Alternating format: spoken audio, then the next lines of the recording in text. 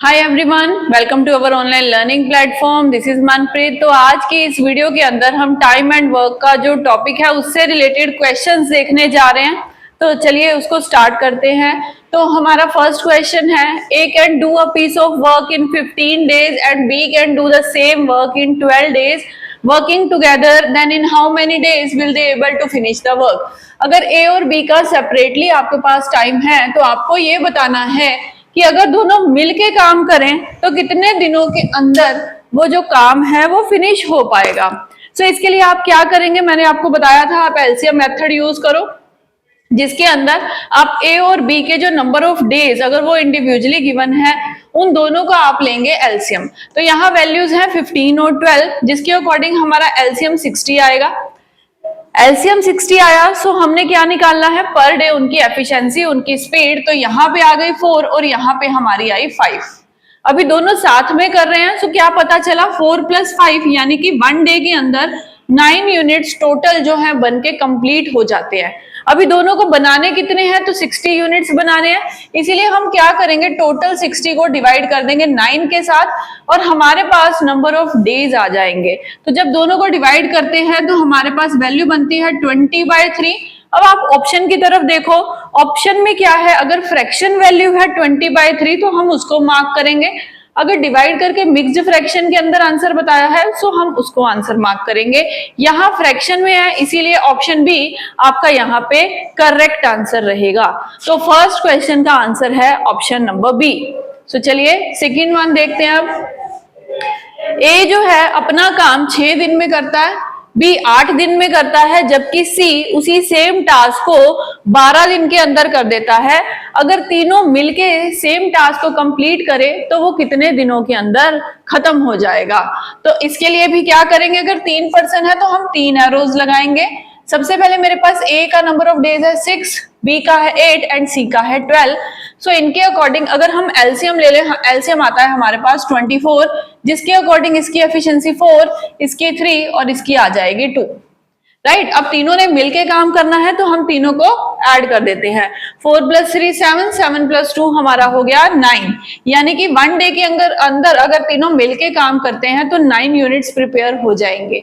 अभी करने कितने हैं, 24, तो हम 24 को 9 के साथ डिवाइड करेंगे। अब फिर से वही बात है, फ्रैक्शन में आंसर है कि मिक्स्ड फ्रैक्शन में, तो फ्रैक्शन वैल्यू है जो ये 8 के टेबल पे आपका जाता हुआ आपको मिल रहा है। सो 8/3 हमारा इस क्वेश्चन में जो कि सी ऑप्शन में पड़ा है वो करेक्ट आंसर रहेगा। सो 2 क्वेश्चन हमने कर लिए, दोनों आपको क्लियर हो गए होंगे। हमारी फर्स्ट टाइप में से ये दोनों क्वेश्चन लिए गए थे। अभी चलते हैं नेक्स्ट वन पे। अगर आपको ये बोल दिया जाए कि ए किसी भी टास्क को 24 डेज में करता है, जबकि अगर वो बी की हेल्प ले ले वही सेम टास्क 20 डेज में कंप्लीट करता है, सो बताओ अकेला बी पूरा का पूरा काम कितने दिनों के अंदर फिनिश करेगा। सो इनमें भी क्या करना है, आपको एलसीएम ही यूज करना है, बट थोड़े से चेंज के साथ। क्या है वो चेंज, यहाँ पे आपको ए का तो अलोन का टाइम दिया हुआ है, बी का अलोन का टाइम नहीं दिया हुआ है, तो हमने ए का टाइम लिख दिया। अभी बी का अलोन का टाइम नहीं है तो यहाँ क्वेश्चन मार्क आ जाएगा। थर्ड पॉइंट यहाँ पे क्या आ जाएगा, आपके पास ये बोला गया है कि बी की हेल्प के बाद दोनों मिलके 20 डेज में काम खत्म करते हैं, यानी कि यहाँ पे आपके पास ए और बी का टुगेदर का वर्क दिया हुआ है जो कि 20 डेज में फिनिश होता है। सो इन दोनों के अकॉर्डिंग अगर आप एलसीएम लेंगे तो हमारे पास एलसीएम आएगा 120। आप ये मत बोलना कि बी जो है वो तो गिवन नहीं है, हम एलसीएम कैसे ले सकते हैं, जो 2 वैल्यूज है आप उनके अकॉर्डिंग एलसीएम ले सकते हो। सो जब मैंने एलसीएम लिया, यहाँ पे मेरे पास वैल्यू आ गई 5 और यहाँ पे वैल्यू आ गई 6। राइट, तो अभी ये देखो कि ए अकेला एक दिन में 5 यूनिट बना लेता है, बट अगर जो दोनों मिलके करे तो 1 डे के अंदर अंदर 6 यूनिट बनते हैं। अब मिलके 6 और ए अकेला 5, यानी कि इन दोनों का जो डिफरेंस है वो 1 यूनिट बी बनाता होगा, है ना, कॉमन सी बात है ये। अभी यही क्वेश्चन पूछ रहे हैं, हमें यहां से पता चल गया कि बी की पर डे एफिशिएंसी 1 यूनिट बनाने की है और उसने टोटल बनाने हैं 120 यूनिट। तो अगर एक दिन में एक बनाता है, टोटल 120 बनाने के लिए उसको कितना टाइम लगेगा, हम दोनों को डिवाइड कर देंगे, हमारे पास बी का आंसर आ जाएगा जो कि यहाँ पे मिला मुझे ऑप्शन बी के अंदर। सो बी यहाँ पे आपका करेक्ट आंसर रहेगा। So let's move to the next one. So यहाँ इस क्वेश्चन के अंदर आपके पास अभी पेयर में काम कर रहे होंगे दोनों पर्सन। जैसे कि पहले बोला कि बी और सी मिलके 12 दिनों में करते हैं, ए और सी मिलके 8 दिनों में करते हैं, जबकि तीनों मिलके साथ में करें तो 6 दिन में करते हैं। आपको ये बताना है ए और बी मिलके अगर सेम टास्क करे तो इनको कितने दिनों में करेंगे। सो इस क्वेश्चन को हम कैसे अटेम्प्ट करेंगे, ये पेयर में काम कर रहे हैं इसीलिए हमारा 3 तो पेयर वाले हो गए जब दो पर्सन कर रहे हैं और एक जिसमें ये तीनों मिलके काम कर रहे हैं, तो हमने 4 एरोज यूज किए। सबसे पहले यहाँ पे आपके पास ए और बी का हम लिख लेते हैं, इन दोनों का एक पेयर है, एक पेयर है बी और सी का, एंड जो थर्ड वन पेयर है वो है ए और सी का, राइट। और एक पेयर है इन तीनों का यानी कि ए प्लस बी प्लस सी। सबसे पहले आप ये देखो ए और बी का तो क्वेश्चन मार्क है क्योंकि यही पूछा गया है, तो इस पे तो हमने क्वेश्चन मार्क लगा दिया एज इट इज। बी और सी का काम उन्होंने बोला है कि वो 12 दिन के अंदर होता है। सी और ए का काम यानी कि ए और सी का काम 8 दिन में होता है, जबकि तीनों मिलके 6 दिन में करते हैं।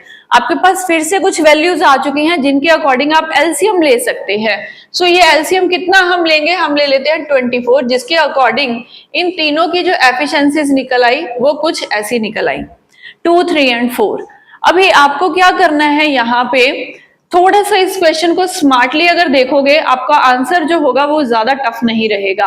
अब देखो तीनों मिलके एक दिन में 4 यूनिट्स बना लेते हैं। आप किसी भी एक पर्सन को किसी भी एक पेयर को इनमें से ले लो, जैसे कि तीनों मिलके एक दिन में अगर 4 बना लेते हैं, मैं बोलूं ए और सी जो थे ना इनमें, एक मिनट इसका कलर चेंज कर दे फिर आपको क्लियर रहेगा।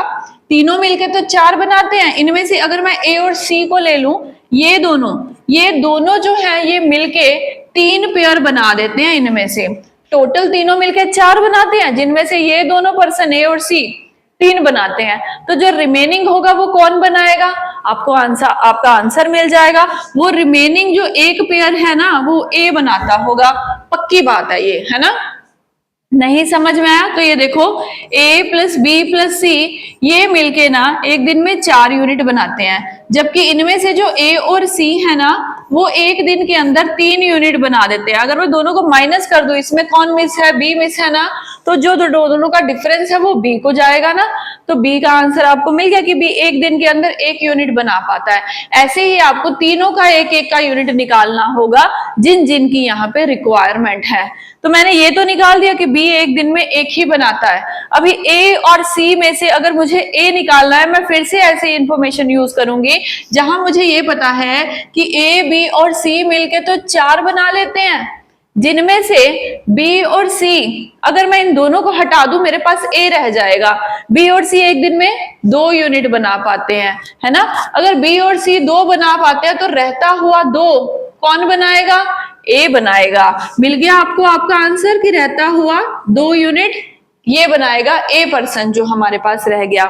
अभी मुझे क्या समझ में आ रहा है कि अगर इनमें से 2 यूनिट ए बना रहा है, 1 यूनिट बी बना रहा है, तो सी भी कितने बनाएगा, सी भी 1 ही बनाएगा, तभी जाके 4 यूनिट बनेंगे।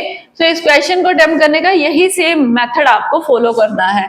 अब आगे करें तो क्वेश्चन में क्या बोला गया था कि ए और बी, अभी मुझे पता चल चुका है कि ए की एफिशिएंसी है यहाँ पे 2 यूनिट्स बनाने की, जबकि बी की एफिशिएंसी है यहाँ पे 1 यूनिट बनाने की। तो कुल मिला के दोनों अगर पेयर में काम करे तो 3 यूनिट्स बन जाते हैं, जबकि इनको बनाने हैं 24 यूनिट्स। तो अगर एक दिन में दोनों मिलके 3 बनाते हैं तो 24 बनाने में कितना टाइम जाएगा, आप टोटल यूनिट्स को उनके पर डे के यूनिट से डिवाइड कर दो, आपके पास आपका आंसर बन गया, दैट इज 8। सो 8 यहाँ पे ई ऑप्शन करेक्ट आंसर था। समझ में आ गया, ई हमारा इस क्वेश्चन में जो था वो राइट आंसर था। अभी हम चलते हैं हमारे नेक्स्ट क्वेश्चन पे। ये जो नेक्स्ट क्वेश्चन है ये आपसे क्या पूछ रहा है कि अगर ए और बी अपने टास्क को जो है 72 डेज और 18 डेज में करते हैं, और अगर ए ने काम शुरू किया और ऑल्टरनेटिवली काम चल रहा है, तो बताओ पूरे का पूरा वर्क कितने दिनों में होगा। आपने अगर ऑल्टरनेट का केस नहीं समझा तो पहले आपको ऑल्टरनेट का मतलब पता होना चाहिए। ऑल्टरनेट का मतलब होता है किसी काम को पहले एक दिन एक बंदा करेगा, दूसरे दिन दूसरा पर्सन करेगा, तीसरे दिन फिर पहले वाला, चौथे दिन फिर दूसरे वाला, ऐसे काम चलेगा। मतलब ड्यूटीज की तरह आप बोलो कि पहले दिन एक ने करना है काम, दूसरे दिन दूसरे ने करना है, सो ऑन, ऐसे काम चलता जाएगा। दोनों एक साथ एक दिन में काम नहीं करेंगे। समझ में आई बात? तो यहाँ पे आपके पास अगर ये बोल दिया जाए कि ऑल्टरनेटिवली काम चल रहा है, तो वही सेम टास्क कितने दिनों में खत्म होगा। तो हमें क्या करना होगा, फिर से इस केस के लिए एलसीएम मेथड ही रखेंगे हम हमारे सभी केस के लिए। A 72 डेज में करता था, जबकि B 18 डेज में करता था। अभी आपको क्या करना है, 72 और 18 का लेना है एलसीएम, जो कि आया 72, और इसके अकॉर्डिंग इन दोनों की जो एफिशिएंसी आ गई वो आ गई 1 और 4। यहां तक का स्टेप बिल्कुल सेम था जैसे हम पिछली टाइप तक कर रहे हैं। अभी क्या करना है इसके आगे आपको, अभी ऑल्टरनेटिवली काम चल रहा है, तो ये बात थोड़ी सी ध्यान से सुनना। मतलब क्या होगा कि पहले दिन A आएगा, क्योंकि स्टार्टिंग ए से हो रही है, आप ये जरूर देख लेना क्वेश्चन में, ए से स्टार्टिंग हो रही है, तो पहले दिन ए आया, ए ने अपना 1 यूनिट बना दिया। नेक्स्ट डे आया बी की टर्न, बी ने अपने 4 यूनिट बना दिए। तो यहां से मुझे क्या पता चला कि फर्स्ट एंड सेकेंड डे के अंदर कुल मिला के 5 यूनिट तैयार होते हैं। पहले 2 दिन के अंदर 5 यूनिट तैयार होते हैं। अभी आप ये देखो कि ऐसे ही आपको काम करना होगा कि फर्स्ट डे सेकेंड डे दोनों के अंदर 5 unit, third day fourth day दोनों के अंदर 5 unit, fifth day sixth day दोनों के अंदर 5 यूनिट। मतलब ऐसे 5-5 करके आप पेयर बनाते जाओगे। तो कब तक ऐसा पेयर आपको बनाना है, जब तक आपके पास 72 यूनिट्स नहीं पूरे कंप्लीट हो जाते। सो ऐसे चलने की बजाय मैं आपको अब बताने लगी हूं आपको करना क्या है। ये 5 कैसे आया, पेयरिंग में काम हो रहा है, दोनों बातें आपको समझ में आ गई। तो जब भी आपने क्या करना है, ये 2 दिन का वर्क उनका निकाल लेना। अभी आपको ये समझ में आ चुका है कि पेयरिंग में काम हो रहा है, इसीलिए आप देखो कि टोटल यूनिट्स बनाने कितने हैं, तो 72 बनाने हैं। अगर ऐसे ही 5-5 का पेयर चलता रहा तो मैक्सिमम से मैक्सिमम खुद सोचो वो 72 यूनिट्स नहीं बना सकते। आप क्या करेंगे, इस 72 को इस 5 के साथ आप डिवाइड कर दो, जितना मैक्सिमम डिवाइड हो पाए वो रखना है, जो नहीं हो पाता उसको छोड़ दो, पॉइंट्स में आंसर नहीं करना। तो अभी मैंने जब ये देखा कि 5-5 का पेयर बनाते हुए 70 नंबर जो है 70 यूनिट्स बन सकते हैं, ऐसे ही 5-5 का करते हुए 72 नहीं बन सकते, है ना। तो मैक्सिमम यहाँ पे 70 यूनिट्स बन जाएंगे। और ये कैसे आएगा, अब आपको करना क्या था, आपको 72 को इस पेयर के साथ यानी कि 5 के साथ डिवाइड करना पड़ा। तो आपके पास यहाँ नंबर आया 14 और यहाँ पे रिमाइंडर रह गया 2। ये स्टेप समझ में आया, जो पूरा पूरा डिवाइड हो गया ना, यानी कि ये जो 14 है इसी से ही आपका नंबर ऑफ डेज निकलेंगे। आप क्या करेंगे, आपको पता चल गया कि 2-2 का पेयर बन रहा था, तो जो यहाँ पे डिवाइड करके नंबर आया उसको आप 2 बारी लिखेंगे, 14 + 14। अब ऐसा क्यों, क्योंकि आपको ये पता है कि ये जो 5 नंबर बन रहा है या जो 5 पेयर बन रहा है, ये एक एक करके ऑल्टरनेट काम चल रहा है। मतलब 14 दिन ए ने स्पेंड करे, 14 दिन ही बी ने स्पेंड करे हैं उस काम को करने के लिए, और कुल मिला के 70 यूनिट्स रेडी कर दिए। अभी रिमेनिंग कितने यूनिट्स रह गए, तो वो रह गए 2। अभी ये 2 बनाने के लिए टर्न किसकी है अगली, ये तो पेयरिंग में काम हो चुका है, मतलब टर्न है अगली ए की, और ए एक दिन में एक ही यूनिट बना पाता है। सो नेक्स्ट डे आएगा, 2 में से एक ही यूनिट तैयार हो पाएगा और एक दिन पूरा खत्म हो जाएगा। तो एक दिन और ऐड कर दे और 1 यूनिट और कम कर दे। अभी कितने यूनिट्स रह गए, 1 यूनिट बनाने के लिए रह गया। टर्न किसकी है, बी की टर्न है, तो बी तो एक पूरे दिन के अंदर 4 यूनिट बना लेता है, तो एक बनाने में उसको कितना टाइम जाएगा, सो हम कह सकते हैं 1/4 डेज उसको लगेंगे। आई बात समझ में। अब आपको क्या करना है, इन तीनों को प्लस कर दो, तो ये हो गया 29, जो फ्रैक्शन में उसको एज इट इज साथ में लिख दो 1/4। तो इतना टाइम लगेगा उन दोनों को ये काम ऑल्टरनेटिवली करने के लिए। सो 29 1/4 यहाँ पे हमारा करेक्ट आंसर था, जो कि ऑप्शन डी में पड़ा था। ऑल्टरनेट का केस है और ये ऑल्टरनेट का टॉपिक आपको यहाँ पे समझ आ गया होगा, ठीक है। अभी हम चलते हैं हमारे नेक्स्ट क्वेश्चन पे।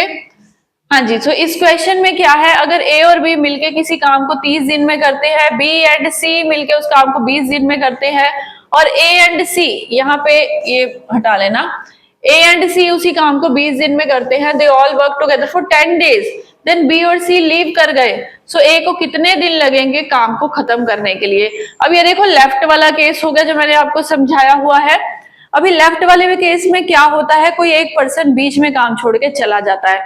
उस टाइप के क्वेश्चन को आप कैसे अटेम्प्ट करेंगे, फिर से हम ए बी और सी है तीनों का एलसीएम लेंगे, जहां ए अपना वर्क ए और बी अपना वर्क 30 डेज में करते थे, आगे है बी और सी जो अपना सेम टास्क 20 दिन में करते हैं, एंड फिर है ए और सी जो अपना सेम टास्क 20 दिन में करते हैं। ठीक है, तो अभी हमें क्या करना होगा, इनके अकॉर्डिंग एलसीएम लेके इनकी पर डे एफिशिएंसी निकालनी होगी और तीनों की इंडिविजुअली निकालनी होगी। देखो पिछला एक क्वेश्चन किया था, वहां पे क्या मिला था हमें, ए बी और सी तीनों का टाइम दिया हुआ था, तो हम दो दो को माइनस करके एफिशिएंसी एक एक की निकाल रहे थे। यहाँ पे हमें ऑल का वर्क नहीं दिया, फिर भी हम ये पर डे तीनों की अलग से एफिशिएंसी निकाल सकते हैं। उसके लिए आपको सबसे पहले एलसीएम लेना होगा।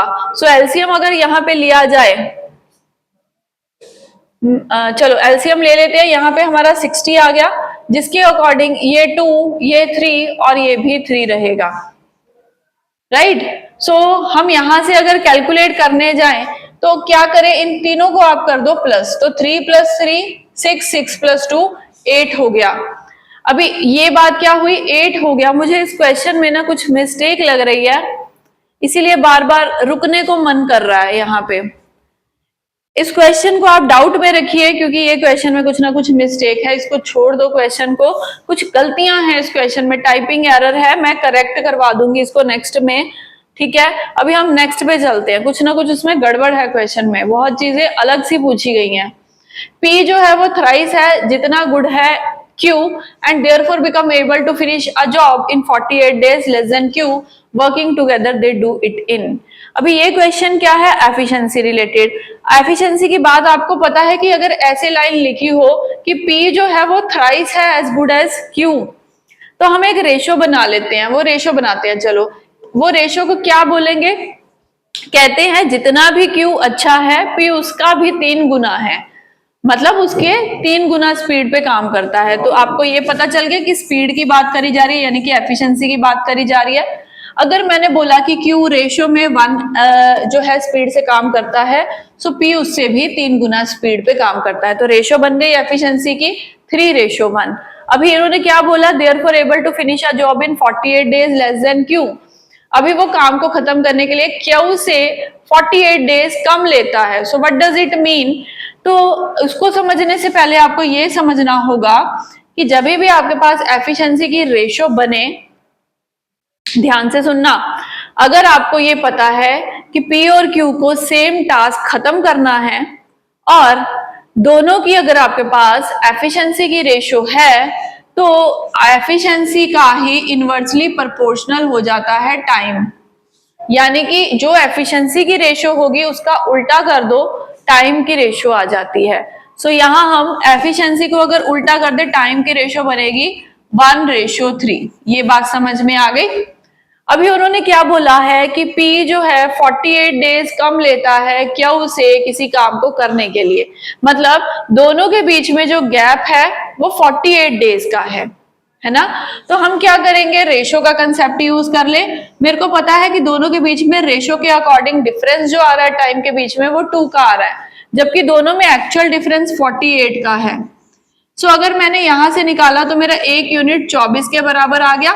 सो मेरा 1 यूनिट 24 के इक्वल है। मुझे अब क्या करना है, working together they do it in. तो मुझे पहले तो इन दोनों का टाइम पीरियड एक्चुअली नंबर्स में निकालना होगा। सो वो निकाले तो 1 × 24 किया तो मुझे पता चल गया कि P ले रहा है 24 days to complete a work. और ऐसे ही अगर Q का निकालें तो Q लेता है 24 × 3 यानी कि 72 डेज का टाइम। आपको दोनों का टाइम पीरियड पता चल गया। अभी आपको आगे क्या करना होगा, इसको हम थोड़ा इरेज कर दे यहां से। मुझे उन्होंने पूछा कि वर्किंग टुगेदर, तो मेरे पास दोनों का इंडिविजुअली टाइम पीरियड आ गया है 24 और 72, इसका एलसीएम लेके हम इनका वर्किंग टुगेदर का टाइम निकाल सकते हैं। तो वो आ जाएगा 3 + 1 4 एफिशिएंसी के अकॉर्डिंग। अभी 72 को 4 से डिवाइड करा, सो मेरे पास आंसर निकला 18। सो यहां से हमें पता चला कि इसका राइट आंसर है ऑप्शन ए, दैट इज 18। सो 18 यहाँ पे आपका सही आंसर है। और ये कंसेप्ट आपको समझ में आया होगा। यहाँ हमने क्या सीखा, एफिशिएंसी के बारे में अगर बोल दिया जाए, रेशो बनाने को कह दिया जाए, कुछ इस फॉर्म में कहा जाए, एफिशिएंसी का उल्टा होता है टाइम की रेशो, राइट, क्लियर। सो चलिए नेक्स्ट वन पे चलते हैं। एक और एफिशिएंसी रिलेटेड क्वेश्चन है यहाँ पे कि अगर ए जो है वो 30% मोर एफिशिएंट है बी से एंड वो अकेला 23 दिन में काम कर लेता है, तो अगर दोनों को मिलके करना हो कितने दिन लगेंगे काम खत्म करने के लिए। सबसे पहले ये क्या लाइन आ रही है आपके पास, एफिशिएंसी की लाइन है। तो चलो रेशो बना ले एफिशिएंसी की। सो ए रेशो बी है, एफिशिएंसी की रेशो रहेगी यहाँ पे 30% मोर का मतलब क्या है, अगर मैंने मान लिया कि ये 100 है बी, तो ए उससे 30% ज्यादा होने के कारण 130 होगा। अगर इसी को रेशो में बोला जाए तो कितनी रेशो निकलेगी, 13:10 की रेशो आ जाएगी एफिशिएंसी की। बट टाइम के बारे में पूछा है, सो एफिशिएंसी का अगर उल्टा कर दे सो टाइम की रेशो रहेगी 10:13। ये क्वेश्चन का लेवल थोड़ा हार्ड है, तो थोड़ा ध्यान से समझना। टाइम की रेशियो आ गई 10 और 13। अभी उन्होंने बोला है कि ए अकेला 23 दिन में करता है। अब देखो मेरे पास ए की रेशियो है, ए का एक्चुअल टाइम पीरियड है, तो अगर मैं इन दोनों को डिवाइड कर दूं तो क्या मिलेगा, अगर आपने रेशियो अच्छे से लगाई है तो एक कॉमन मल्टीपल मिलेगा मुझे, वो क्या होगा 23/10 का कॉमन मल्टीपल। अगर ये 23/10 का कॉमन मल्टीपल है, ये भी 23/10 का कॉमन मल्टीपल होगा, हम दोनों को कर देंगे मल्टीप्लाई, तो यहां मुझे एक वैल्यू मिल जाएगी। इसका एक्चुअली टाइम पीरियड पता है, हम उसका निकाल लेते हैं। तो उसके लिए क्या करें, 23 को 13 से मल्टीप्लाई करने के लिए पहले तो 10 से मैंने कर दिया, फिर मैंने 3 से करा, सो मेरे पास यहाँ पे आ जाता है 69। और मुझे पता चल चुका है कि 13 × 23 299/10 रहता है। मेरे पास दोनों के डेज आ गए। मैं फिर से यहाँ लिख देती हूँ कि ए अपना काम अगर अकेला करे तो वो 23 डेज में करेगा, अगर सेम टास्क बी करे तो वो 299/10 डेज लेगा। अब पॉइंट यहाँ ये भी है कि ये तो फ्रैक्शन में है, ये फ्रैक्शन में नहीं है, तो इसको फ्रैक्शन में चेंज करने के लिए 10 से रैशनलाइज कर दे, तो ये इसके डेज आ गए 230/10 और बी के डेज तो मेरे पास है ही फ्रैक्शन में। अब आपका क्या करो, थोड़ा सा आपका काम क्या बढ़ गया, मैंने बोला था ना हार्ड लेवल का क्वेश्चन है, इसीलिए क्योंकि वैल्यूज फ्रैक्शन में है। तो अब हमें वर्किंग टुगेदर निकालना है, उसके लिए क्या करें, इसके डेज है 230/10, कोई जीरो कैंसिल नहीं करेगा, फिर आप यहीं पहुंच जाओगे और क्वेश्चन सॉल्व नहीं होगा। ये हमने लिया तो 299/10। अब आपको इन दोनों का एलसीएम लेना होगा, 299 और 230/10 तो है ही है, और एलसीएम में 10 नीचे रखना ही रखना, तो हम नीचे 10 रख देते हैं। अभी 230 तो हमारा बनता है 23 × 10 से, है ना, तो मैं इसका एलसीएम ले रही हूँ बस छोटा सा यहाँ लिख के, और ये हमारा बनता है 23 × 13 करने पे।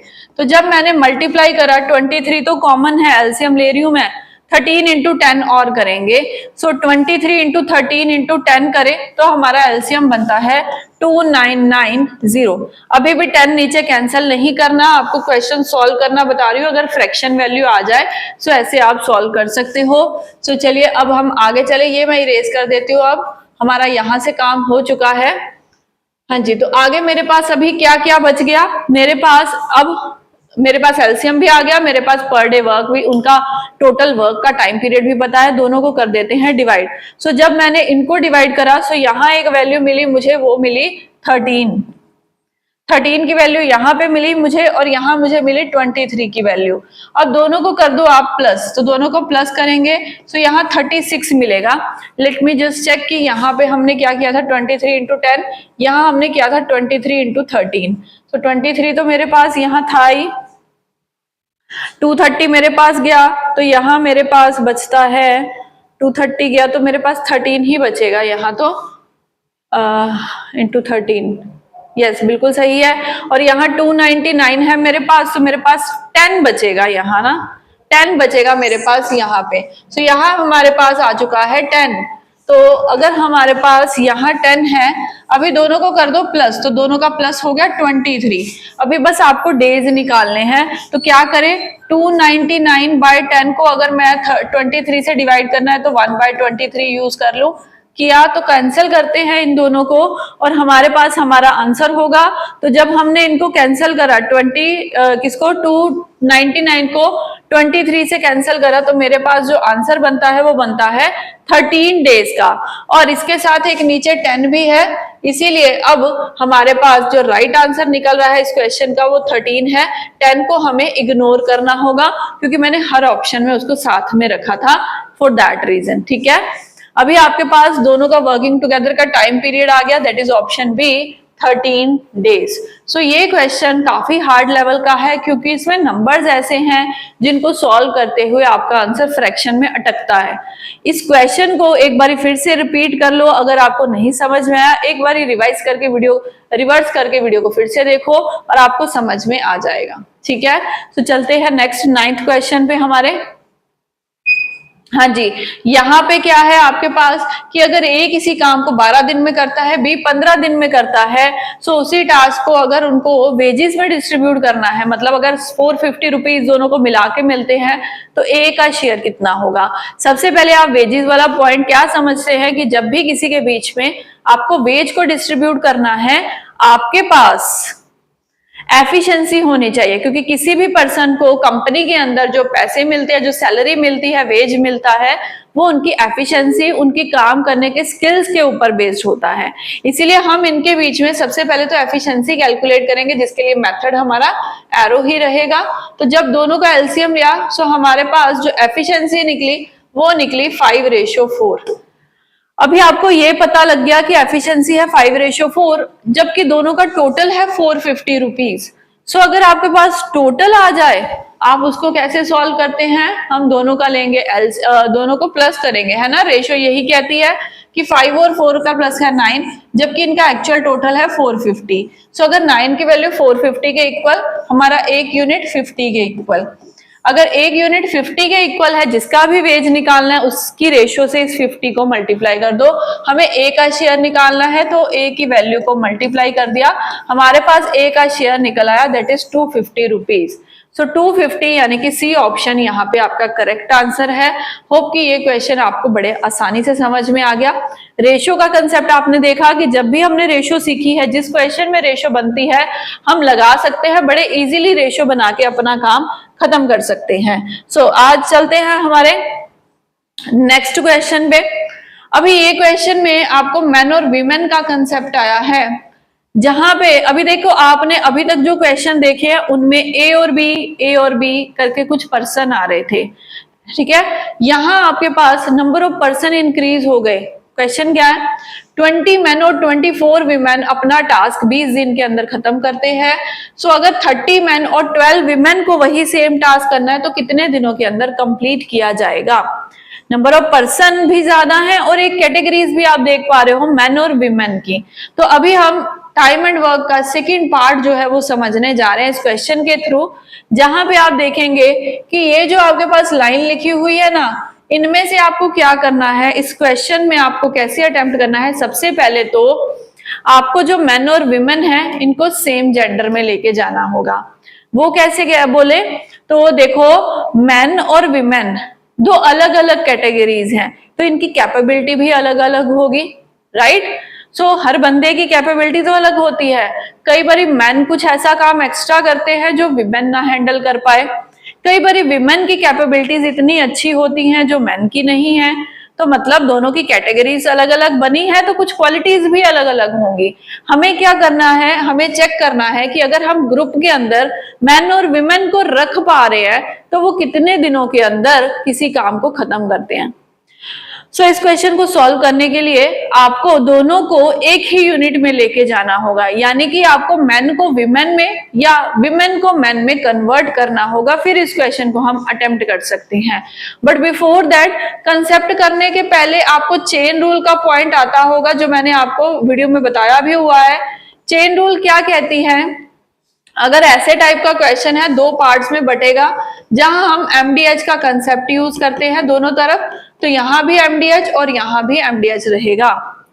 ये जो MDH है ये क्या है, M for man, D for days. आपको मैंने बताया हुआ है सब मैन, डेज और आवर्स के अकॉर्डिंग, है ना। आपको ये क्लियर है बात ना।